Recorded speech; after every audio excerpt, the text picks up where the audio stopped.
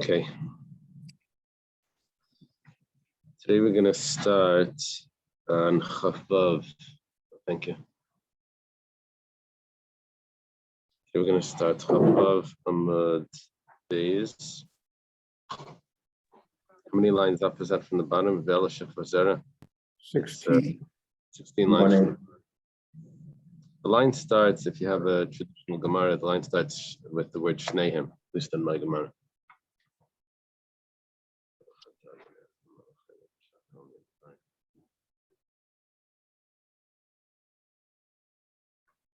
Okay, we thank Hashem we're able to learn Torah every day. In this course of our learning, we should have the basic English. We were discussing the pasuk that says, speak to the Jewish people and say to them, any man that his wife goes astray and rebels against the husband. So, and then the pasuk goes on and it says, and a man lays with her and gives seed, and it's concealed from the eyes of the husband. So, when it said ish, a man, we said it was coming to exclude a child. It was also coming to exclude someone that wasn't the man. In other words, if a husband warns his wife not to be secluded together with a child, the laws of Sota wouldn't apply. And if the husband warns his wife not to be secluded with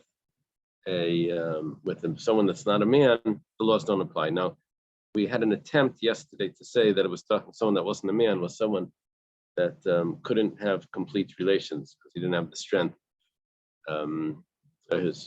Wasn't capable of having irregular relations. If that's the case, we call them a shachaf. A shachaf. So we said it was coming to exclude a shachaf. We said, but that's not true because a shachaf would make would have the loss of Sota. Everything that the husband becomes prohibited to his wife because of that relations and would have all the problem. So if that's the case, that it's coming to include a shachaf, the Gemara now says, so why does the pasuk say, or what do I get from the words of the pasuk that a man lays with her and gives seed? If it's including a shachaf, shachaf was someone that could have the initial part of relations but couldn't complete it. So why do I need, if it includes in shachaf, so why do we need the word shich basara? Gemara answers, that means give seed. We need it for what it says in the pasuk, shich basara prat l'davracher.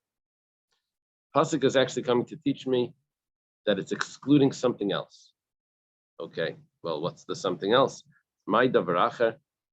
What does it mean, something else? So Amar Rav Sheshes says prat l'shekina l'shleikadarka. Okay, when we were learning this, we weren't getting so detailed into what exactly he's warning his wife. We thought, we'd said in the Mishnah, a person warns his wife, he doesn't want her talking to this guy, or he doesn't want her to be secluded with this guy. Now the husband is getting very detailed. He says he doesn't want his wife to be together with this man, to lay with this man in a non-typical manner.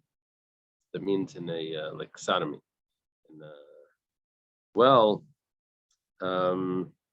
What's going to happen then? He warned her very specifically what he does not want her to do. Then it turns out that she's secluded with him, so that we think that this is what they did. Well, Amalei Rava. So 1 second. The point is that the laws of Sota don't apply because it says shich vazera in a way of giving seed, and in an atypical manner there won't be, at least the seed won't turn into a child. Well, Amalei Rava says to Rav Sheshes. Sheshes is older than Rava. Like a teacher age of Rava. Amalei Rava says, Shalai Kedarka Mishkavei Yishaksiv. Why should that be any different? There's no difference if a woman has a regular relations in the normal manner with a paramour, or if she has a relations in an atypical manner with this paramour. It doesn't matter. Both of them will make her prohibited to her husband. Both of them is considered adultery, and it's the same thing. Yeah, so why would this be an exclusion from the laws of Sota? Elama Rava says Prat l'shekina l'derech ivarim, saying that he warned her not in something that would not make her prohibited to her husband. That he warned her that he doesn't want her to be close to him to press her body against for him to press his body against her. That means without any penetration. That means that's what he warned her. Derech ivarim means by way of limbs. Okay. So what would the halacha be? He warns his wife, I don't want you getting close to that guy, no physical contact with that guy. And there was. So we say that the laws of Sota don't apply. Because that would not make her prohibited to her husband, just that sort of interaction, that sort of contact. Amalei Abaya says, Pritzusa Balmehi, Pritzusa Miyasa Rachmana. This is just inappropriate behavior. This is just Pritzusa. This is just like bad behavior. But this would not be considered that she laid with a man in a way that would make her prohibited to her husband. Now, that's exactly what the Gemara is saying. But I guess what Abai is saying is that why do I even need a pasuk to tell me that this doesn't apply? This is obviously that the laws of Sota don't apply if there was just this sort of behavior. Elamar Abaya adjusted a little bit. He says, Prat l'shekina l'beneshika. He warned her that he doesn't want the organs to touch, the male organ with the female organ. Doesn't want it to touch. Neshika means kissing. He doesn't want the organs to kiss. Okay. So now, what is Abaya gaining by this? He's making it more that this laying together is more serious. That maybe there could be a prohibition, not just a rabbinical prohibition, but a biblical prohibition that could possibly make them forbidden. And the Torah is coming to tell me that the laws of Sota don't apply because it wasn't enough. The laws of Sota apply even if the door closes. But maybe the other laws where someone actually saw what they did. Maybe those laws. Well,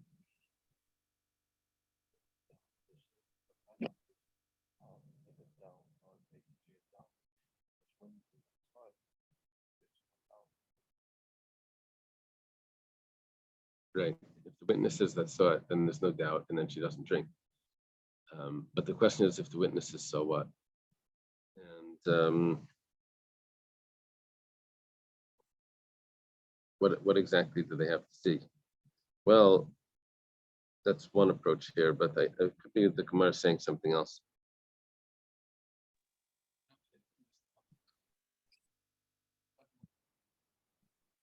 If there is this behavior, then she becomes prohibited to her husband. But what behavior? So if he warned her, I don't want you to do this and this, and then she ends up doing this and this. So she violated the instructions of her husband.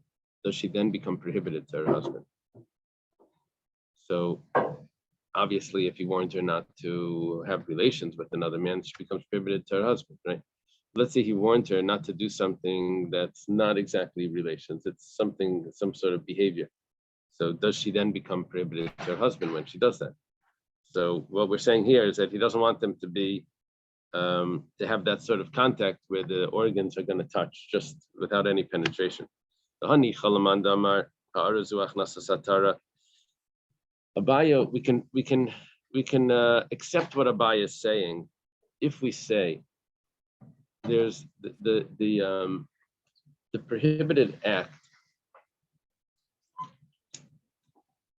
is when there's at least the initial penetration of the male organ. It's called ha'ara. Ha'ara zu achnasas hatara. It's when the corona enters into her body.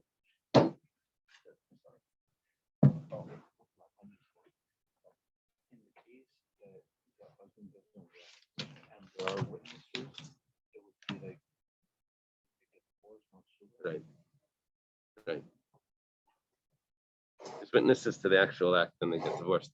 but what is the actual act? So if we say that it's just an initial act of penetration, so then aval nashika of like klumi. But if there was no penetration, even if the organs touched, then that's considered nothing. Okay.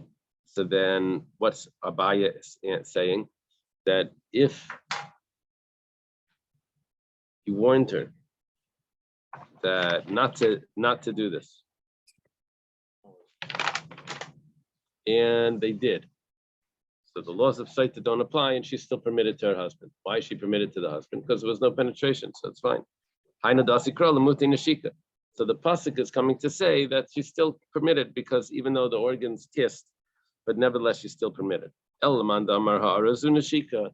there is another opinion that holds that the prohibited act is the organs touching, even without any penetration. If that's the case, what's a bias saying that she's still permitted to her husband? She's not permitted. She's prohibited, according to that opinion. Now, Tosfos asks a very interesting question here. He says that I could learn this Gemara exactly the opposite. The Gemara just said that Abaya's explanation of what the word shichva sera, giving seed, what it's coming to exclude, according to Abaya, it's coming to exclude if there was just the kissing of the organs. That's what it's coming to exclude. The Gemara then says that it depends. According to one opinion, that's good. According to the other opinion, not. According to which opinion is that? Would that explanation work? According to the opinion that says that the prohibited act is when there's penetration. That's going to be, then we understand what Abaya is saying, because here there was no penetration. So then we say that she's not prohibited to the husband. Tosfos says we could do it exactly the opposite. We could say that according to the opinion that says that the prohibited act is when it's just the kissing of the organs. So then this works out perfectly, because I could have thought that maybe this is the prohibited act and she should be prohibited. So comes along the pasuk to tell me that she's not prohibited. In other words, the fact that I have a pasuk here tells me that you have to be telling me something more than just what I would have known, that I would have understood without the pasuk. So the Gemara could be flipped totally instead exact. The Gemara says, Hanicha works out well according to this opinion, but according to that opinion, not. Could have flipped it and said it works out well according to the other opinion, but according to this opinion, what do I need a pasuk for? Anyway. Is Abaya saying that this is all about sexual behavior which would produce a child, and otherwise it's not covered? Yeah. He's saying that the pasuk of Shichva Zera is coming to exclude behaviors that were not a full relation. Mm-hmm. At what level was it? So Abaya says that it's talking about where the organs just kissed. Mm-hmm. So the concern here for Abaya is that the husband is protecting his interest in assuring that any children his wife produces are his and not someone else's. It seems that that's what's going on here. Or am I projecting a modern point of view? Because we have this presumption that comes out into we have a presumption that comes out into halakha that any child is presumed to be a child. That's going to come up on the next Amud. That's going to come on the next Amud. That's accurate. But that's a very general concept. Over here, we're talking about what type of relations there was. In the specifics, we started saying that maybe it wasn't atypical relations. And we said that maybe it was just pressing their bodies against each other. And then it was that the actual organs actually were touching. So which in none of these will produce children, but we're getting into the specifics of what exactly, which one is the spirit excluded. Okay.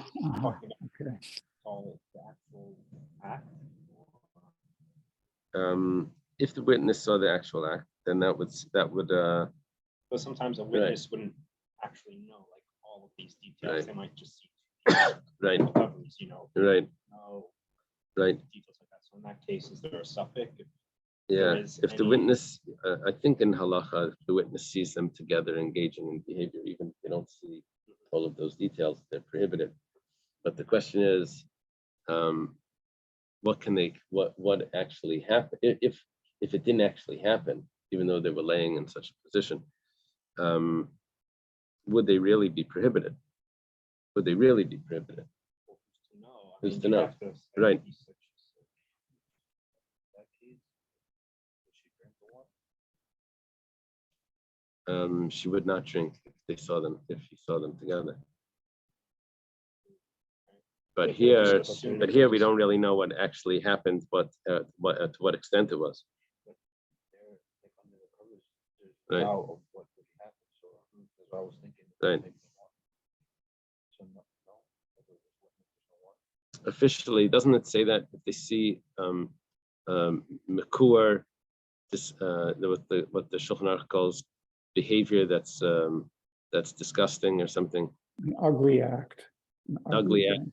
They see the ugly act, and then they don't have to see every single detail. I think that's what it says. The question Psula, is, you know, right? I'm sorry? Psula, yeah, but you could say that she was a Mukazait. She was a okay. So the Gemara goes back to the answer that was given by Rava.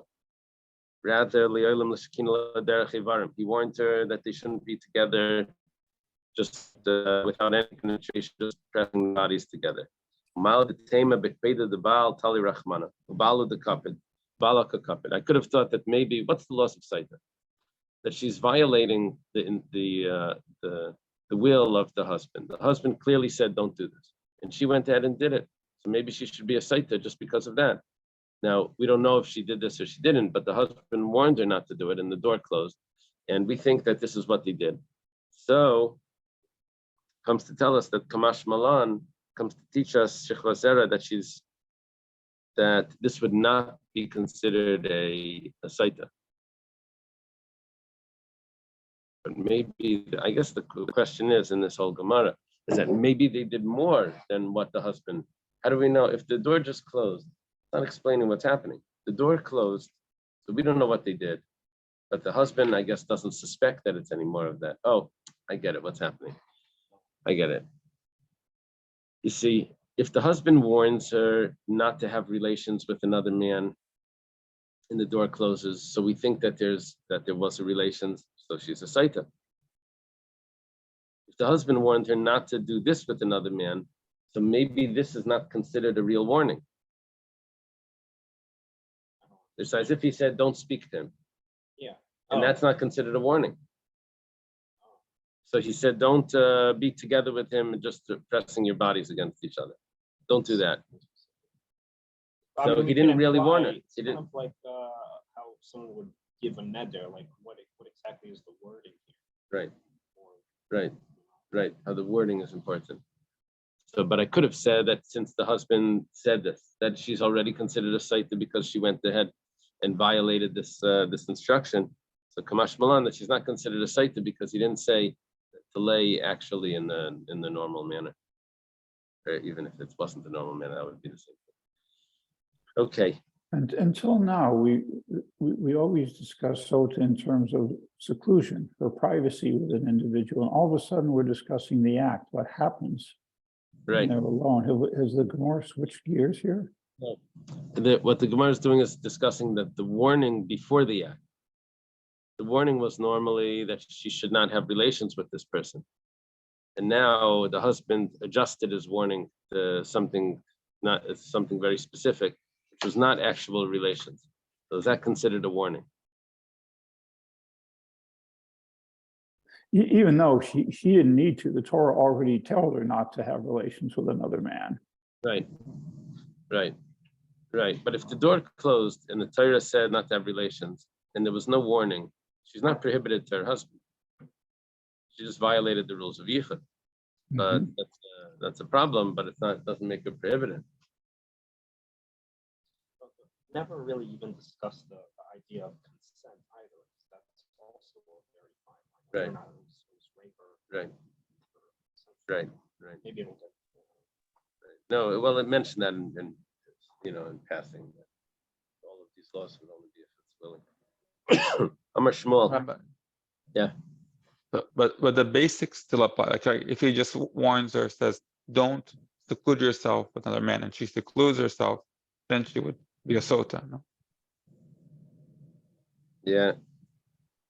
Yeah. Because I guess the seclusion. Let me look back at the first page because that would mess up this logic here. Like maybe just being too specific actually makes things worse. It could be.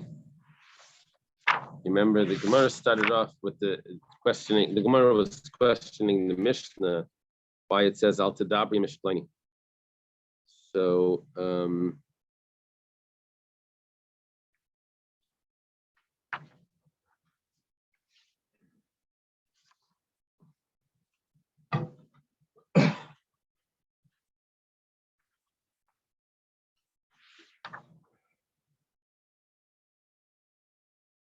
yeah. On Hayim at base. Gemara said, this is what it means. Altistry. If he warns her, don't be secluded. Yeah, I guess you're right. I guess when he's specific, it becomes worse. It becomes when it becomes specific, then it takes away from that just the general warning.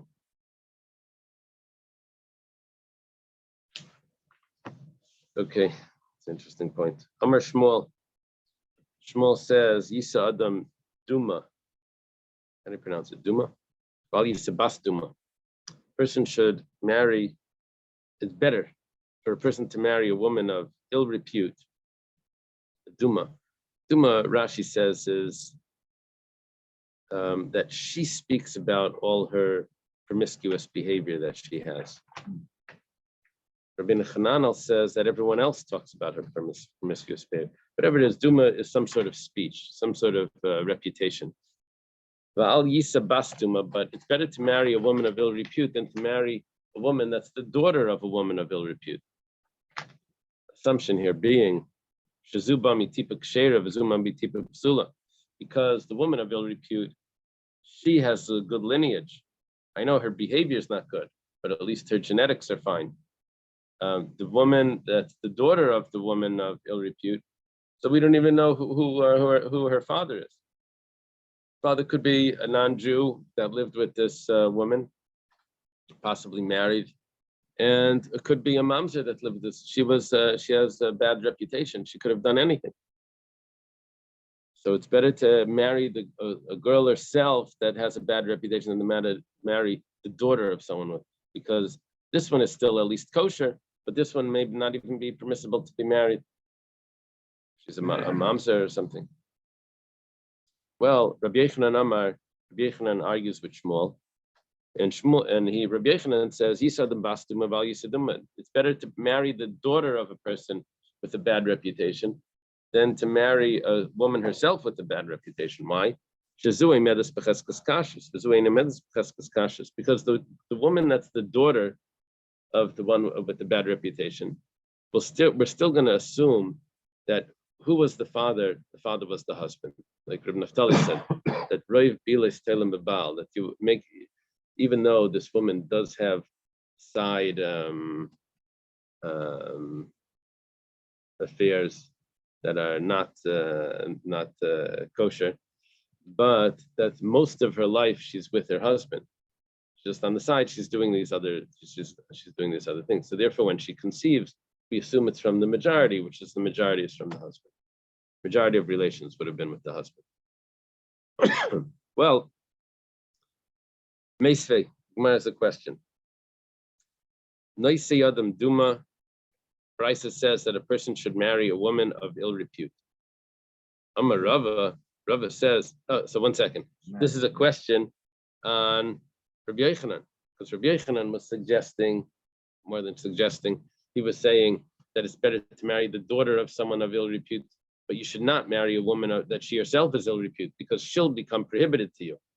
Why? Because she'll have an affair which makes her prohibited to her husband. Now, they have a brisa that says the opposite.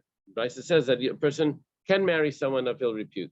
Well, Amarav of Tizbara, do you really think that Brisa is accurate? Brisa says marry, that a person should marry someone of ill repute. That's impossible. That lechatchila, that's what it means. A person should marry. Ella im nasa, it means that if a person married someone of ill repute, that's fine, that's acceptable. It's considered she can stay married to her until he finds out for sure what she did. But it's saying that it's a b'diavad, not a lechatchila. That if a person married, now once you're adjusting the brisa to say that the brisa doesn't mean what it actually says, because you have to change the wording a little bit, then you see it's already corrupted, and then you can't trust it for anything. So if that's the case, and Taninami Bastuma, then how do you know that what it's saying is Naisi Adam Duma? If it doesn't mean Naisi Adam Duma, maybe it means that Im Nasa Adam Bastuma. You can add in that maybe it means the daughter of someone of ill repute. You see that it's not accurate.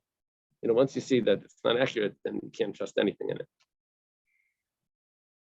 Okay, the Hilchasa, the halacha is Yisadam Bastum of Al Yisaduma. It's better to marry someone that has her mother had a bad reputation than to marry a woman that she herself has a bad reputation. And the reason for that, we explained, was because we still assume that the child comes from the father and not from an outside affair. However, this woman, this wife that has a bad reputation, we have a concern that maybe she'll have an affair and become actually prohibited. So the halachic answer of who's a better shidduch, there's only two girls available. When the men went to Australia, and there weren't enough women there. There was only two possible shidduchim.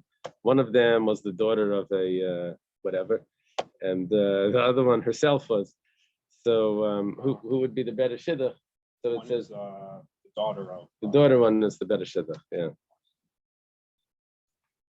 Okay.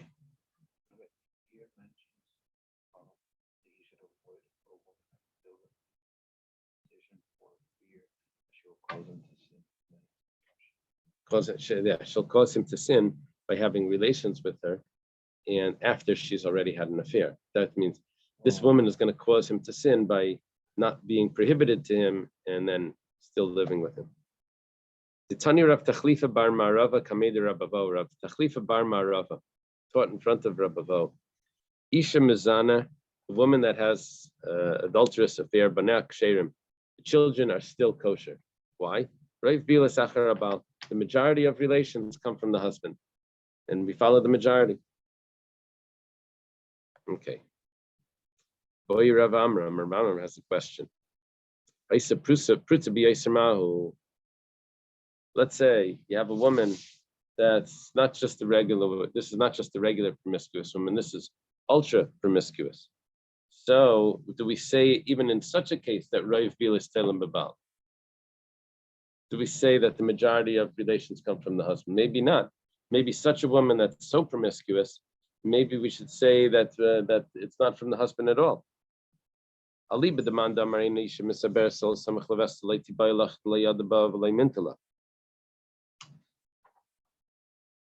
to the opinion that holds that a woman only becomes pregnant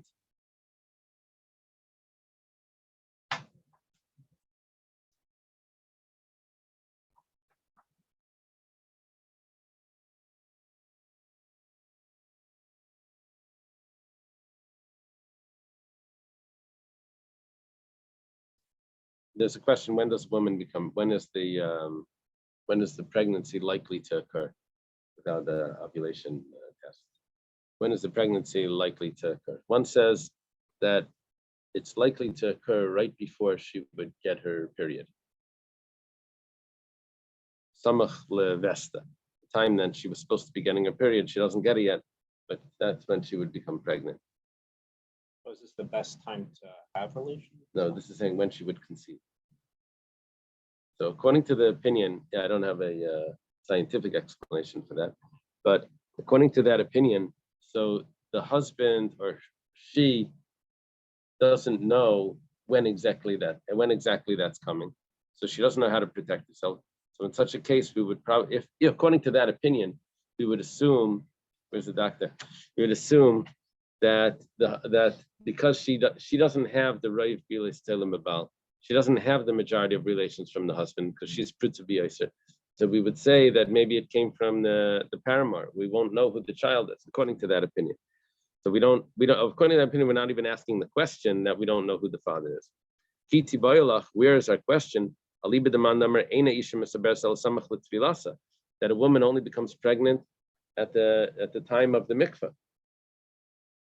That means after the period, 7 days later, or for modern halacha, it would be 5 and 7 days later, right?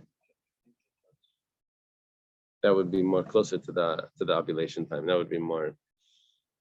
So according to that opinion, she knows when she goes to the mikveh, so she knows when she would conceive. So then, at least then, she would be more careful to be with her husband then, and to avoid. So even though we don't have a roiv bilis telim b'bal, but we still have a time that she would know that she should not be with anyone else at that time. So what would we say?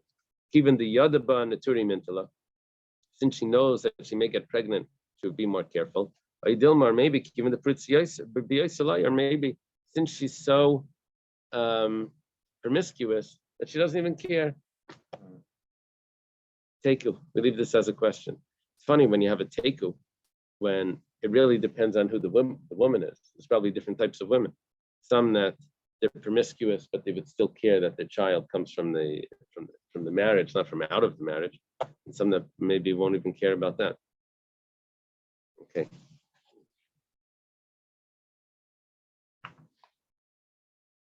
The following women, the Bezdin steps in to do the warning because the husband isn't around to do the warning to his wife. Bezdin sees that they're misbehaving, and the husband, as we'll see, is not capable of warning. Tana Rabbana was taught in a brisa. Brisa quotes the pasuk. It says ish. It says that a man, that his wife goes astray. Actually, it says ish ish, which means any man. Matal Malaymar ish ish. Why does it say any man? So it says L'Rabbis, this is coming to include Eishes Cheres, Veishes Shaita, Veishes Shimam. The wife of a deaf mute, the wife of a imbecile, the wife of someone that went crazy, which is, what was the word that they used before? Shimam? Was even more than just crazy, insane, even worse. Or B'Shahalach Bailam Dinasiyam, the husband went on a trip, B'Shay Chavish Beis Yisurim, or he's in prison. He's not capable of warning his wife. That what happens, the Bezdin steps in, warns the wife, so that when the husband ends up having to pay her ksuba, either divorce or death, so he'll be exempt from paying that because he warned her. Not he, she was warned, and she violated the warning. So for monetary reasons, the Bezdin would step in. Isn't this before? Yeah, that's how it says, any man. Ish means a man, and ish means any man. A man, which means any man. At least in English, that's how we translate it. Yeah. Yeah, that's the difficulties changing from one language to another. Then an expression in Hebrew turns into another expression in English. Yeah, well, that's how you would translate it literally, like word. But that's an expression that means any man. In English, we have to do any man. In Hebrew, you could say ish, at least in the Torah, in biblical Hebrew. So, maybe the warning that the Bezdin does is also that the woman should also drink and become a saita. The pasuk continues and says that a man will bring his wife to the temple. And here we don't have the man bringing his wife, you just have the Bezdin that stepped in. So this warning is not going to be to bring her as a saita, but the warning is just that she would lose her ksuba. Well, that's the opinion of the Tanakama here. Rabbi Yossi says, Aflash kaisa, even to make her drink, the warning that the Bezdin does could actually make her drink. We have a pasuk. You're right. The husband needs to bring her. But so what? The husband gets out of prison, and he'll bring her. The husband will bring her. When he's able to, he will. My kamifku. So what's the machlekes here between the Rabbanan and Rabbi Yossi? What's the basis of the machlekes? Rabbanan sabri bin v'kina v'hevi. It says you have to warn and you have to bring. The Rabbanan hold that the warning needs to be done by the same person that's going to bring. And since the warning was done by the Bezdin, so that warning won't have the husband end up bringing.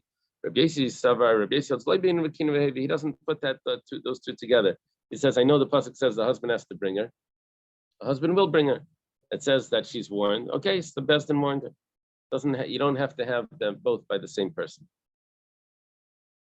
Okay.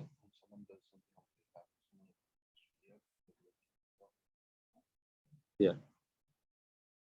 You're asking that it should be as if the husband did it because the Bezdin warned, and shluchish ladon k'maisei. Should be as if the husband warned.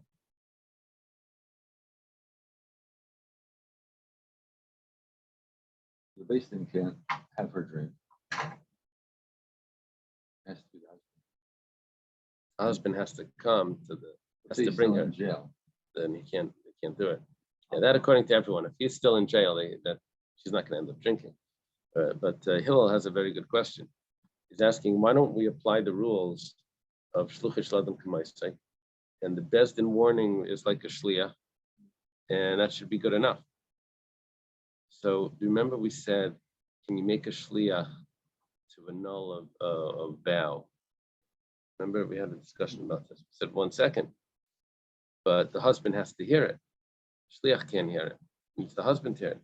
We said, yeah, the husband hears the vow, but then the shliach does the annulment. We said, why? If once he hears it, why doesn't he annul it himself? He says, oh, we came back from a trip and he wasn't able to.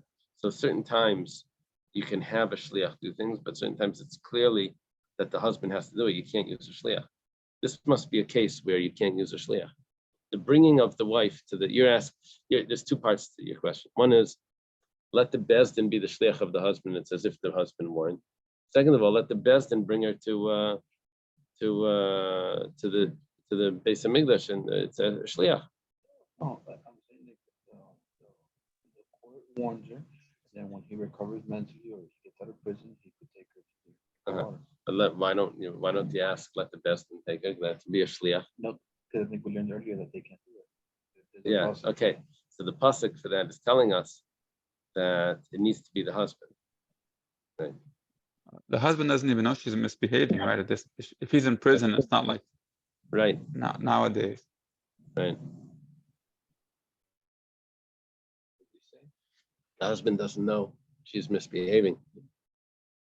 He has a camera, a house camera in prison. He's watching what's going on. Nowadays, he can have that. I'm sure that they had neighbors. They Right. didn't speak much about it, but they let the husband know Right. what was going on. Yeah. Yeah. In those days, the entertainment was all live, all entertainment. There's no digital entertainment. They sat around in the yard. They looked out through the windows. All they're schmoozing for days on end. What they think is going on. Okay. Tana Rabbanan. Start in the Brisa. Shesishta isha tachas isha. If a woman strays under her husband, that's quoting the pasuk. Lahakish ish liisha v'isha liish is coming to do a comparison here between the man and his wife. Lamai hilchasa. What is this comparison? We're going to have three answers here, I think. Amar Rav Sheshes. Rav Sheshes says the comparison goes like this. Just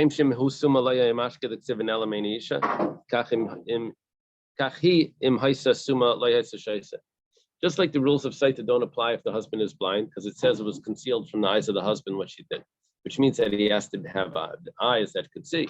But if he doesn't have eyes that could see, then the laws of Sota don't apply. So the same thing applies to the wife, because we have a comparison. If she's blind, then she doesn't become a Sota.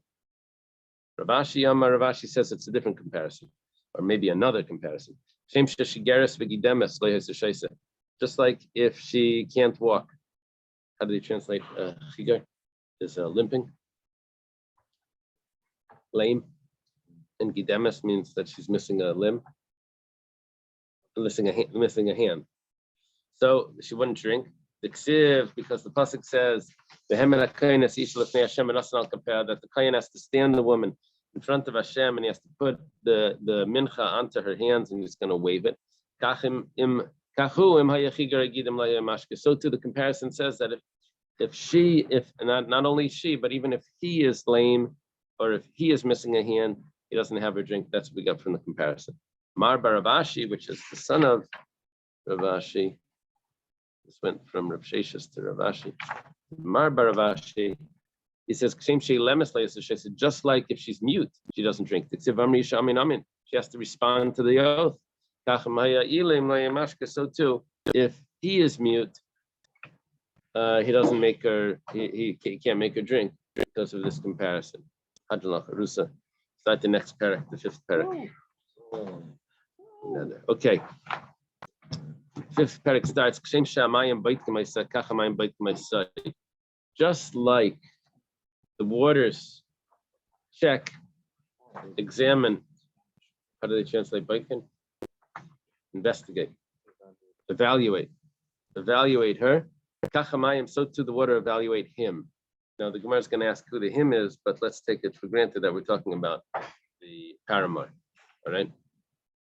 There's other behavior that the husband could be involved in that could mess this up as well. But we say it's going to check him, meaning the paramount. It says twice uvo. The waters come in.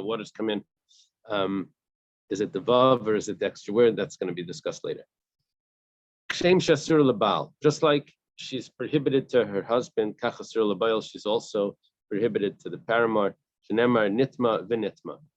says that twice it says she'll become impure. That means that she's prohibited to the husband. She's also prohibited to the paramount. Div Rabbi Akiva. Rabbi Akiva is learning from the extra vav. Rabbi Yeshua says from the and that goes in between them.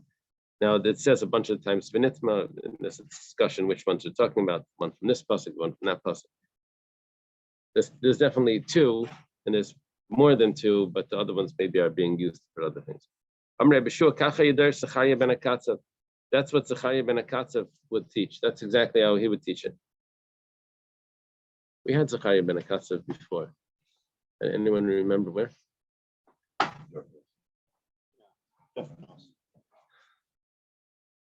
have to look that up.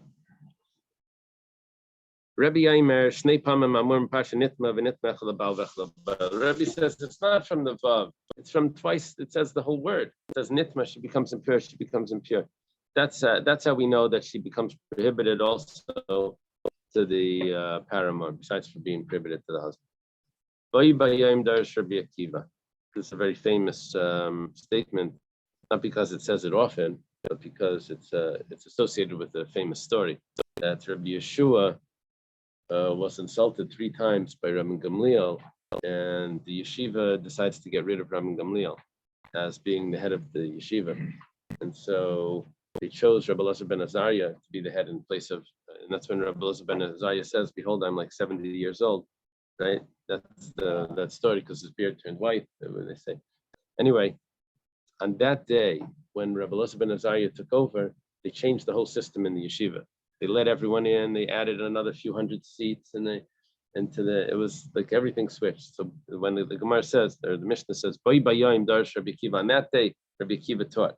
It's like this huge assembly and new sort of teaching on that same day. Grand opening. Oh yeah. Yeah, it was like a grand opening. Says that. Yeah. I heard the pshat that Gemara over there in Brachas, that it's gonna forget 27 about something. The Gemara discusses this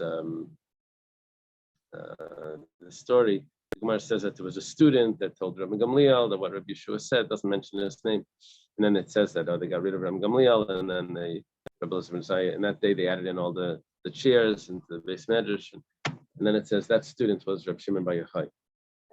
So why did it keep us in suspense the whole time? So one of my chavrus said, the Gemara got edited, and they added in afterwards. The editor added that in. But I heard a pshat that Gemara didn't want to say originally that it was Rabbi Shimon bar Yochai because it looked like there was a there was something negative, that there was this conflict. He created a conflict, but because afterwards they added all the seats to the Beis Medrash, which was a positive thing. Gemara says that was Reb Shimon Bar Yochai's intention the whole time, that he should have these extra students in yeshiva. So that's why the Gemara there at the end of it adds that in. The only way to get the opening of it. Was to change the leadership. Yeah. And they said that those two Oh, I think maybe to make Rabbi Gamliel feel better. Yeah. So by Bayam Darsh Rabbi Kiva taught.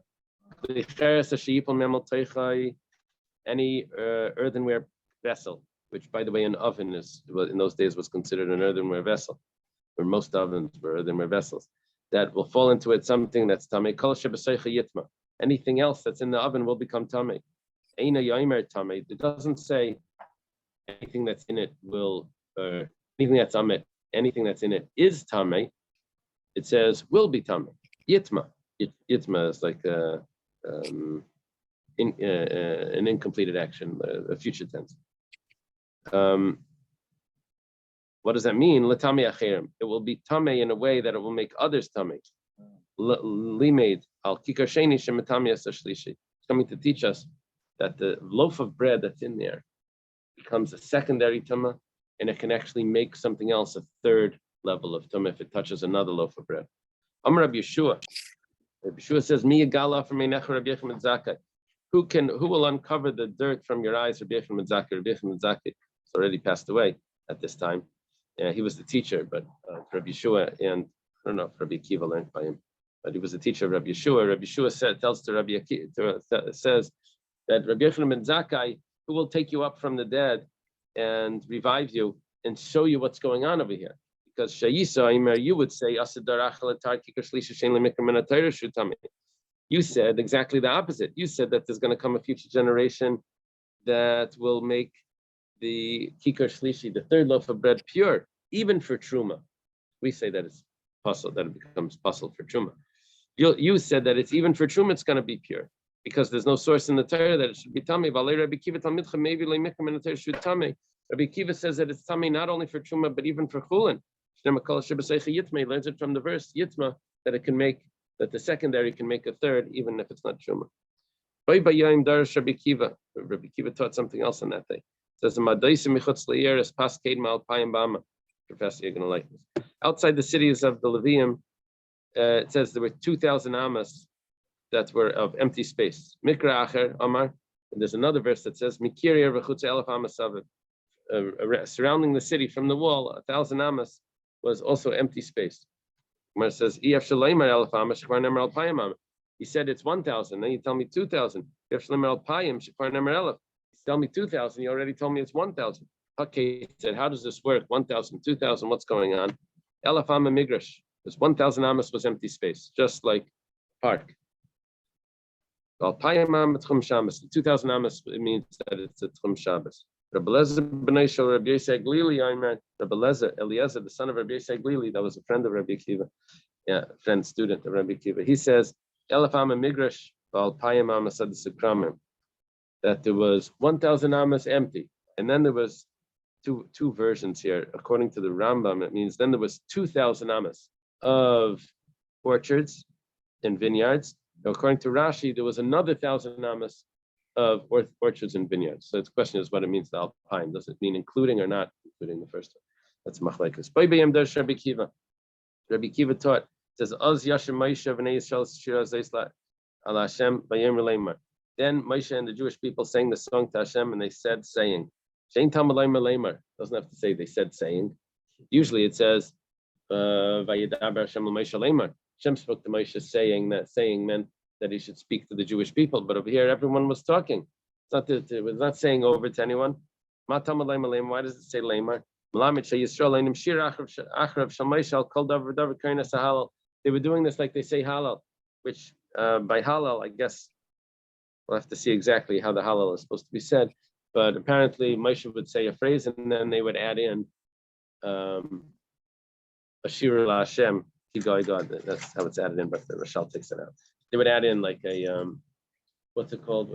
Just like a phrase that that keeps getting repeated in a song, a chorus, Refrain. refrain. Okay, Lakach Nemer Lemar. Reb Nechemia Eimer Kekarim Shema v'Lei Kekarim Sahala. That actually they recite it together, like they say Shema, not like Hal. Okay, Rabbi Yeshua ben Hyrcanus. Yeshua ben Hyrcanus taught on that day. It says, "Layavad Eev esakadosh baruch hu miyava." Eev served Hashem out of love. Shneimar, it says, "Heinik deluni." Even if he would kill me, layayachal, to him I would hope. To him I would have faith. Badayana davar shakal. The only thing is that we still don't know. Layani mitzapa, ayeni mitzapa. How do they translate that?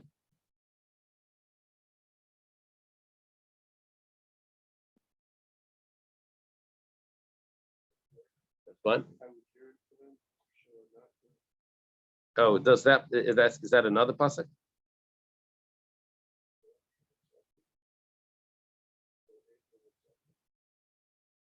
Doesn't know. I guess it means lo yayachal could be translated in two ways. Does it mean to him I will yearn, or does it mean to him I will not yearn? Now, there's two ways of learning this Gemara. One way is that the loy could be written with an aleph. I will not yearn. Another way of learning is lo yayachal, like rhetorical. That to him I will yearn after he kills me. I'm still going to have faith. Okay. Talmud Laimar, the pasuk says ad agava. What's the vowels over there? Agaveya. Egva. Ad egva till my death. Layasir tumasim imeni. His sincerity will not be removed from me. This teaches us that Eev served Hashem out of love. Rabbi Shua. Rabbi Shua says, who would wake you up from the dead? Who will remove the dirt from your eyes? You said all your days that